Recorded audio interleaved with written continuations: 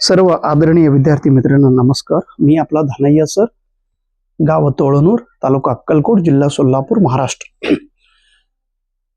Maharashtra set परीक्षा 2026 जून मध्ये होणारी महाराष्ट्र सेट परीक्षेसाठी आपण तयारी करीत आहोत.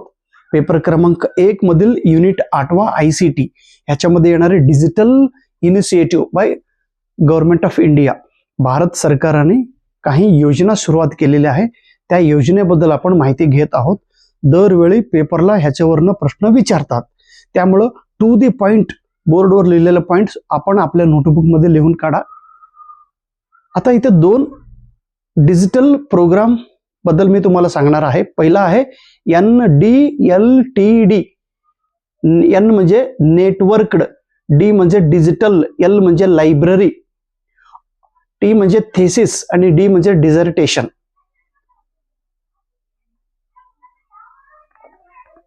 ही एक आंतरराष्ट्रीय संस्था आहे. ही भारताची संस्था नाही, ही एक आंतरराष्ट्रीय संस्था आहे. या संस्था काय काम करतात? थेसिस मध्ये PhDचा जो थेसिस, डिझर्टेशन म्हणजे शोध निबंध आणि प्रबंध.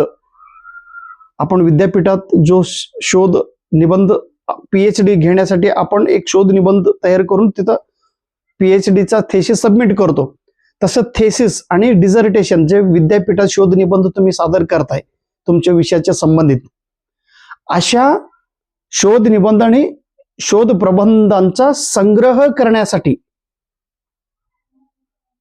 त्याचा प्रसार करण्यासाठी, त्याचं संरक्षण करण्यासाठी ही संस्था कार्यरत आहे. नेटवर्क सगळीकडे नेटवर्क आहे त्याचा.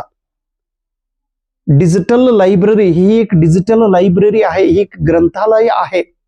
Digital library of thesis and dissertations ही एक आंतरराष्ट्रीय संस्था आहे. ही अमेरिकामध्ये स्थापन झालेली आहे. 1996 रोजी ही स्थापन झालेली आहे. ह्याचा उद्देश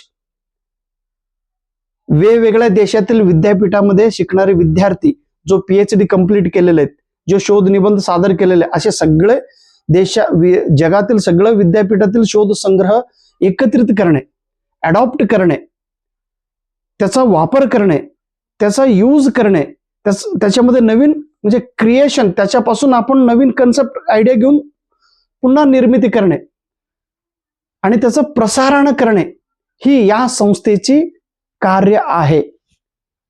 नेटवर्क्ड digital library of thesis and dissertation full form प्रश्न विचारतात की आंतरराष्ट्रीय संघटना आहे.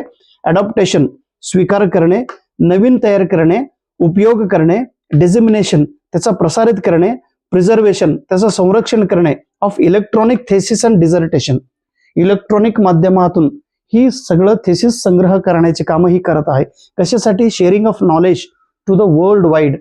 जगात आता परवा मी आदरणीय सुधा मूर्ती यांच्या साहित्यावरती मी PhD केलो आणि ते सोलापूर विद्यापीठात सादर केलं होतं आणि त्यासोबत UGC ला सुद्धा मी सादर केलं होतं. आणि शोधगंगा हे जे वेबसाईट आहेत UGC अंतर्गत ते संग्रह केलेले त्यांनी ह्याला पाठवतात सॉफ्ट कॉपीमध्ये. मी अक्कलकोटमध्ये राहून सुधा मूर्तीवरती केलेले संशोधन इथं संग्रह होतात. म्हणजे इतर देशातील विद्यार्थी सुद्धा संग्रह केलेलं सगळं माहिती डाटा इथं अवेलेबल असतो. तुम्हाला प्रश्न काय विचारतात? फक्त त्याचा NDLTD त्याचा फुल फॉर्म काय. आता उमंग म्हणून एक नवीन डिजिटल इनिशिएटिव्ह आहे. ही जी इनिशिएटिव्ह आहे, ही जी प्रोग्राम आहे डिजिटल उमंग म्हणजे उत्साह आपण म्हणतो. उमंग ही योजना भारत सरकारच्या अंतर्गत असलेले एक विभाग आहे, ministry of electronic and information technology.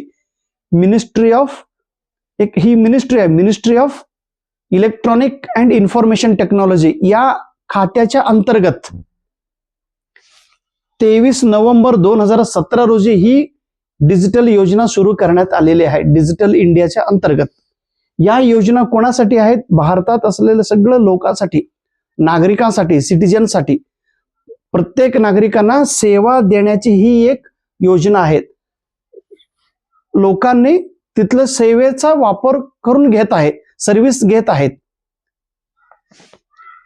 Central government आणि स्टेट गव्हर्नमेंट, केंद्र सरकार आणि राज्य सरकार, तसेच local government, autonomous body, statutory body, त्याच्यामधून आपल्याला जो काही सर्व्हिस पाहिजे ते सर्व्हिस या वेबसाईट पासून आपल्याला मिळतात. Government services at any time and anywhere, कुठेही बसून कधीही आपण गव्हर्नमेंटचा सर्व्हिसचा फायदा इथं घेऊ शकतो उमंगच्या आधारे. ह्याला काय म्हणतात? Single point access, single point of access to government service. सरकाराचं जो काही योजना आपल्याला पाहिजे ते सगळं योजना आपल्याला या वेबसाईटवर गेल्यानंतर, या डिजिटल वेबसाईटवरती गेल्यानंतर, उमंग वरती गेल्यानंतर आपल्याला सगळं भेटतो. म्हणून त्याला सिंगल पॉइंट, एकच पॉइंट आहे उमंगवर जायचं, सिंगल पॉइंट ऑफ ऍक्सेस. तिथनं सगळं ऍक्सेस करण्यासाठी, तिथलं सगळं माहिती घेण्यासाठी, सर्व्हिस घेण्यासाठी ही योग्य.